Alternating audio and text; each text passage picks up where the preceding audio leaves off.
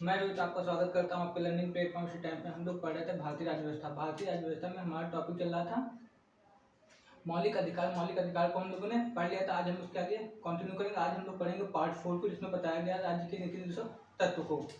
हम लोग पढ़ रहे हैं भारतीय राज्य व्यवस्था या फिर भारतीय संविधान।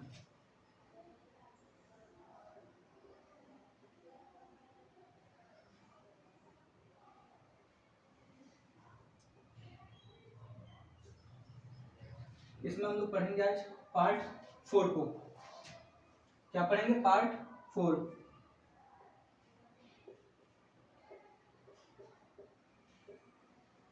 पार्ट 4 में बताया गया राज्य के नीति निर्देशक तत्व के बारे में। राज्य के नीति निर्देशक तत्व।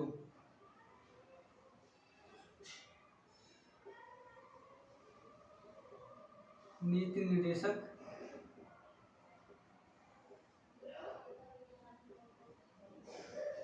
तत्व के बारे में इनकी बात की गई है आर्टिकल 36 लेकर आर्टिकल 51 में।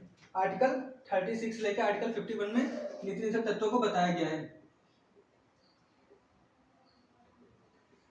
आर्टिकल 51 में नीति निर्देशक तत्व लिए कहाँ गए हैं, कहाँ से लिए अडॉप्ट किए गए? तो ये आयरलैंड से लिए गया है। ये पे लिख लीजिए कहाँ से अडॉप्ट किया गया, तो आयरलैंड से लिया गया है। आयरलैंड से लिए गए हैं।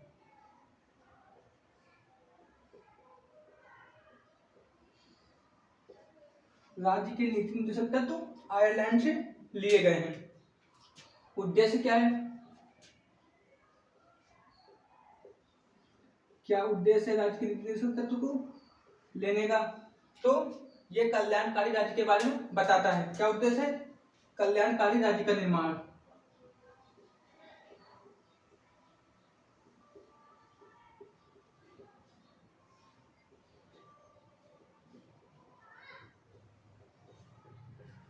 क्या उद्देश्य है? कल्याणकारी राज्य का निर्माण। इन्हें न्यायालय में चुनौती नहीं दी जा सकती। ये भी नोट कर लीजिए।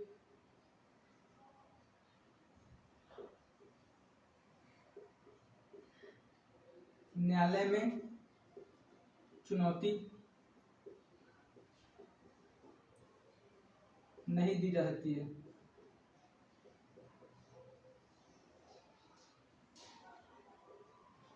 इन्हें न्यायालय में चुनौती नहीं दी जा सकती है। और कुछ अपवाद भी हैं। क्या अपवाद हैं? आज हम पहले अपवाद की बात करते हैं कि राज्य के नीति निर्देशक तत्व में क्या चीजें अपवाद में आती हैं। तो अपवाद में आता है आर्टिकल 335।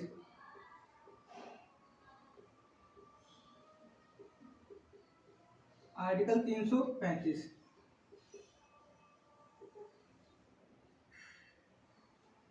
आर्टिकल 335 में क्या बताया गया है? आर्टिकल 335 में यह बताया गया है कि राज्य का कर्तव्य है कि वह पदों पर अनुसूचित जाति और जनजाति को आरक्षण प्रदान करे। क्या बताया गया है? कि राज्य का कर्तव्य है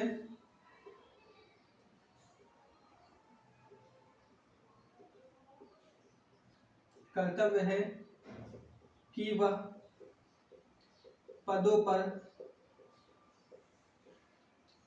अनुसूचित जाति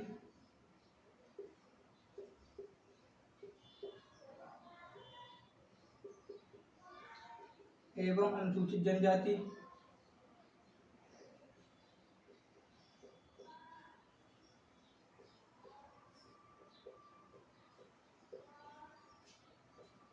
को आरक्षण दे।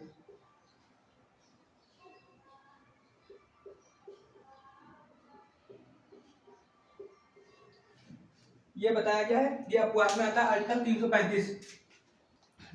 राज्य के नीति निर्देशक तत्व के अपवाद में आता है। क्या आता है? आर्टिकल 335। इसमें बताया गया है कि राज्य का कर्तव्य है कि वह पदों पर अनुसूचित जाति और जनजाति को आरक्षण प्रदान करे। नोट कर लीजिए। हम लोग आगे बढ़ते हैं। आप लोग नोट करिए। मैं इसको ऊपर रख के दे रहा हूं। और क्या अपवाद में आता है?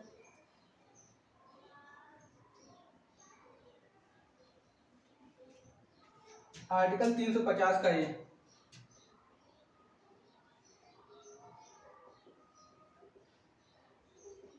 ये भी अपवाद है।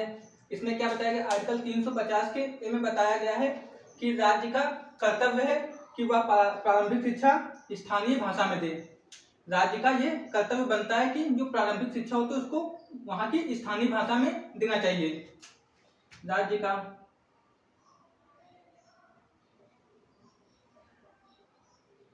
कर्तव्य है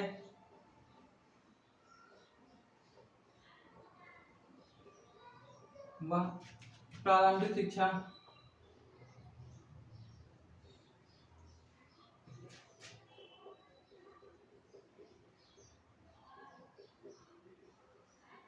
स्थानीय भाषा में दे।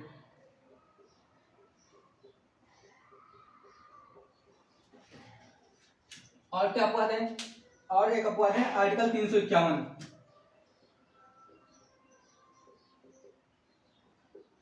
आर्टिकल 351 में क्या बताया गया है? आर्टिकल 351 में यह बताया गया है कि राज्य का यह कर्तव्य है कि वह हिंदी भाषा का विकास करे।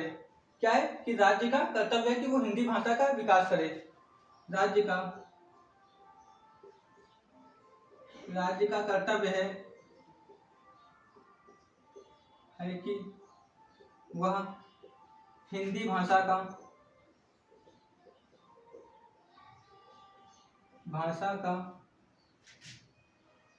विकास करे।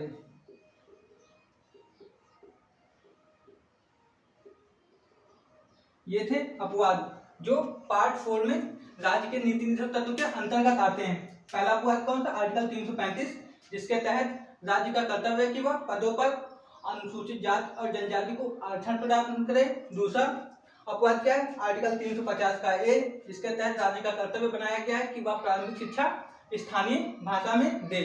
और तीसरा अपवाद क्या है? आर्टिकल 351, जिसके तहत राज्य का कर्तव्य है कि वह हिंदी भाषा का विकास करे। अब हम लोग आते हैं राज्य के नीति निर्देशक तत्व के बारे में पढ़ते हैं। हम लोग पढ़ते हैं अपना पार्ट 4 को। ये थे अपवाद जो आर्टिकल 300 उसमें राज्य के नीति निर्देशक तत्व के अंतर्गत आते हैं। हम लोग बात करते हैं आर्टिकल 36 की। आर्टिकल पढ़ रहे हैं राज्य के नीति निर्देशक तत्व।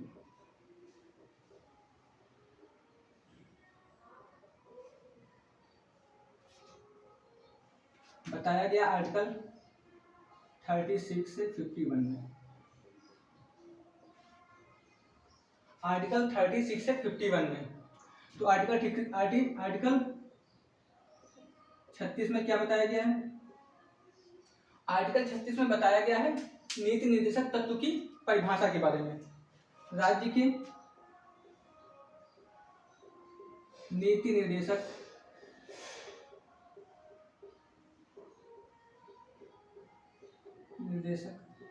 तत्वों की परिभाषा।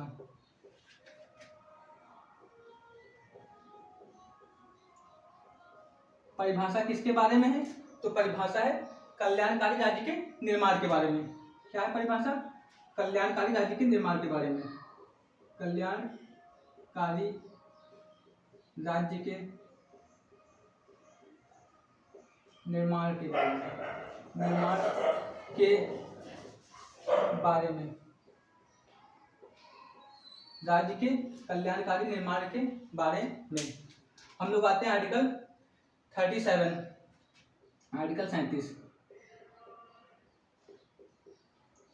आर्टिकल 37 के तहत संसद को यह अधिकार प्राप्त है कि वह नीति निर्देशक तत्वों में के कानूनों में संशोधन कर सकती है। आर्टिकल 37 के तहत ये उसको अधिकार दिया गया है। संसद को अधिकार प्राप्त है कि वह नीति निर्देशक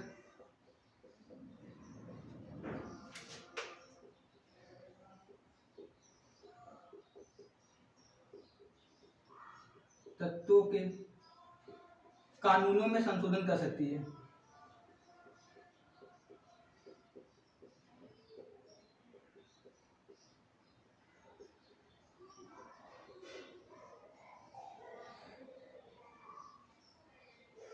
कानूनों में संशोधन कर सकती है। आर्टिकल 37 के तहत ये संसद को अधिकार दिए गए हैं। आर्टिकल 38 में क्या बताया गया है? आर्टिकल 38 में बताया गया है कि राज्य का यह कर्तव्य है कि वह लोक कल्याण के लिए सामाजिक नीतियां चलाए जिससे लोगों को राजनीतिक, सामाजिक और आर्थिक न्याय प्रदान किया जा सके। तो ये राज्य का कर्तव्य है। आर्टिकल 38 के तहत क्या बताया गया? राज्य का कर्तव्य बनाया गया है, राज्य का कर्तव्य है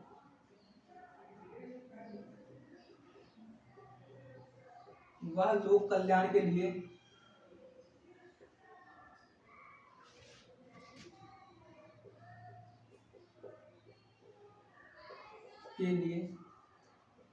सामाजिक नीतियां चलाएं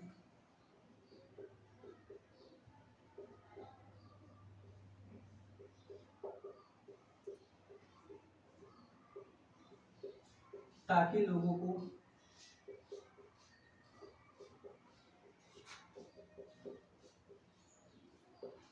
राजनीतिक, सामाजिक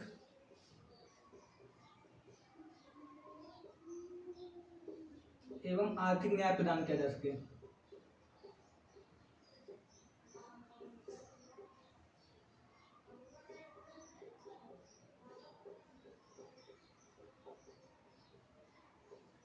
थर्टी एट के तहत आप लोग नोट करिए, मैं देखो कट नहीं रहा है।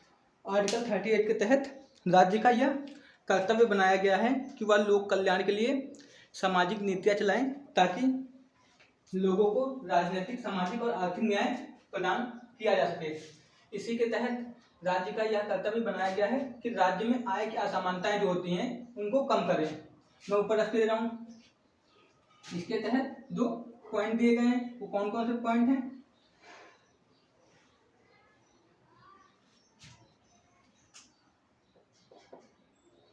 पहला पॉइंट क्या है? राज्य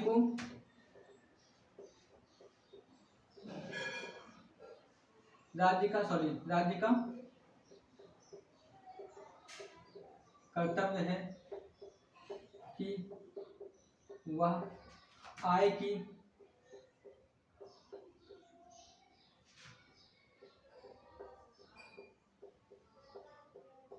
असमानताओं को कम करे। और दूसरा क्या है? सामान्य कार्य के लिए समान वेतन, समान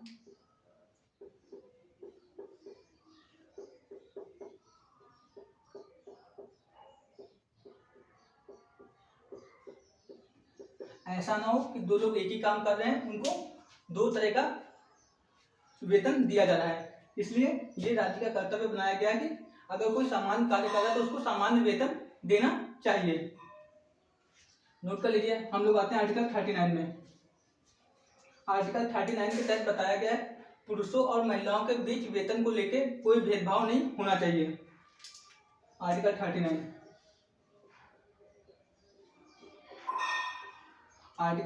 में बताया गया है पुरुषों और महिलाओं के बीच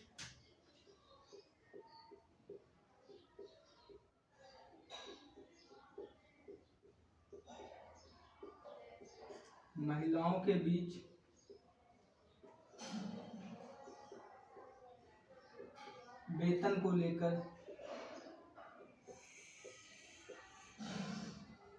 भेदभाव नहीं होना चाहिए।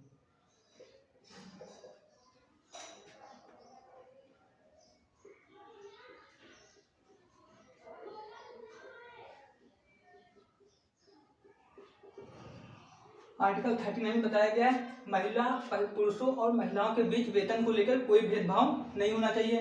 आर्टिकल 39 का ए में क्या बताया गया है?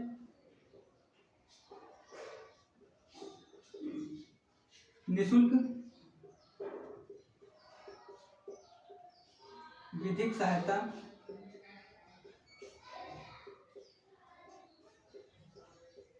प्रदान करें। निःशुल्क विधिक सहायता प्रदान करें, ये किसमें बताया गया? आर्टिकल 39 के ए में। नोट कर लीजिए। हम लोग आते हैं आर्टिकल 40 पे। आर्टिकल 40 में क्या बताया गया है? आर्टिकल 40 में बताया गया है कि प्रत्येक राज्य में एक पंचायती राज्य का प्रावधान होना चाहिए। पंचायती राज्य को हम स्थानीय स्वशासन भी बोल सकते हैं या बोलते हैं। आर्टिकल 40 में क्या बताया गया है?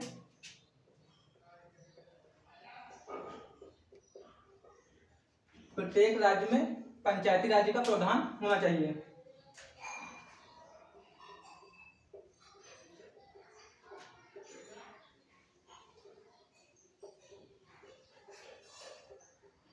पंचायती राज्य का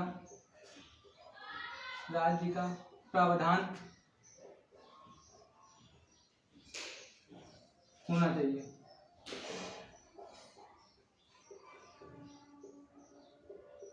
पंचायती राज्य को हम क्या बोलते हैं? स्थानीय स्वशासन। क्या बोलते हैं? स्थानीय स्वशासन। स्थानीय स्वशासन, पंचायती राज्य को हम स्थानीय स्वशासन बोलते हैं। इसके बाद आता है आर्टिकल 41। आर्टिकल 41 में बताया गया है कार्य पाने का अधिकार। आर्टिकल 41 में बताया गया है कार्य पाने का अधिकार। नोट करते हैं आप लोग। हम लोग आते हैं आर्टिकल 41 पे।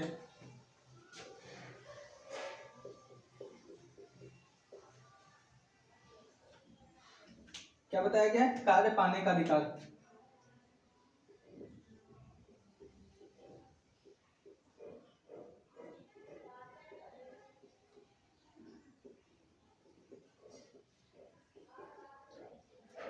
राज्य के आर्थिक समर्थन के भीतर काम, शिक्षा और बुढ़ापा की स्थिति को सुनिश्चित करें, उसमें लोक सहायता पाने का अधिकार होता है, जिसके तहत वृद्धा पेंशन योजना चलती है। वो आर्टिकल 41 के तहत ही लोगों को प्रोवाइड की जाती है। राज्य के आर्थिक समर्थन के भीतर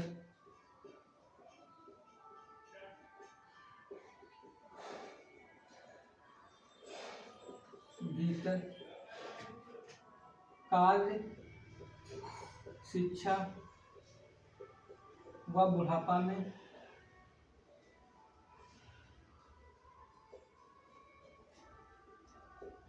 लोक सहायता पाने का अधिकार। लोक सहायता पाने का अधिकार।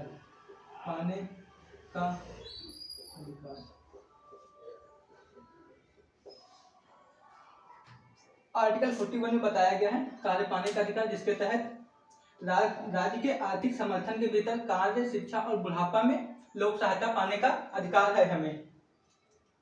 आर्टिकल 42 में क्या बताया गया है? आर्टिकल 42 में बताया गया न्याय संगत मानवीय दशाएं उपलब्ध कराएं।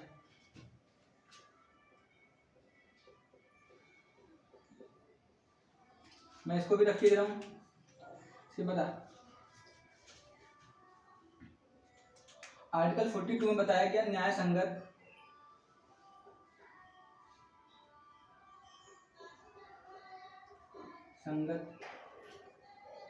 मानवीय दशाएं उपलब्ध कराएं।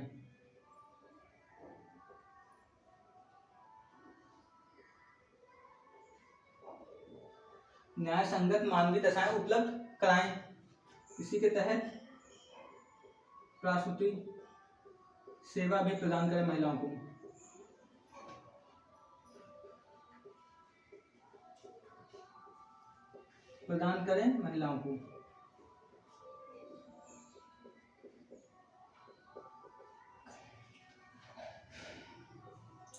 आर्टिकल 42 के तहत ही महिलाओं को प्रसूति सेवा प्रदान की जाती है। आर्टिकल 43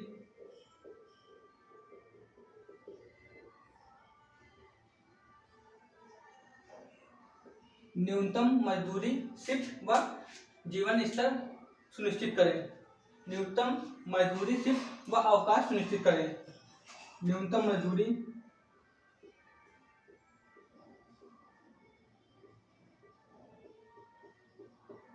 शिफ्ट, जीवन स्तर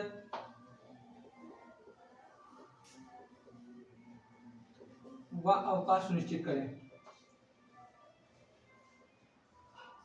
अवकाश सुनिश्चित करें।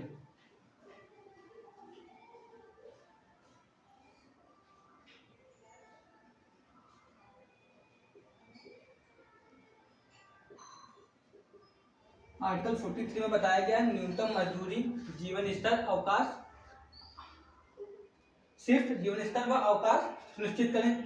इसी के तहत किया जाता है कुटीर उद्योगों का विकास। कुटीर उद्योगों का विकास करें। कुटीर उद्योगों का विकास करें। इसी के तहत किया जाता है कुटीर उद्योगों का विकास। नोट कर लीजिए। हम लोग आते हैं आज की वीडियो में यही रखता हूँ ना, वीडियो काफ़ी लंबी हो जाएगी। ऑलरेडी वीडियो हमारी 20 मिनट की हो चुकी है, क्योंकि अभी आर्टिकल 51 तक हमें पढ़ना है। तो आज की वीडियो में यही रखता हूँ, क्योंकि वीडियो काफ़ी लंबी हो जाएगी। तो प्लीज़ वीडियो अच्छी लगे तो शेयर करें, लाइक करें और सब्सक्राइब करें। ज़्यादा से ज़्यादा हमारे साथ जुड़े, ताकि आप एग्जाम की तैयारी अच्छे से कर सके। प्लीज़ लाइक और शेयर करें, लाइक और शेयर करना मत भूलें।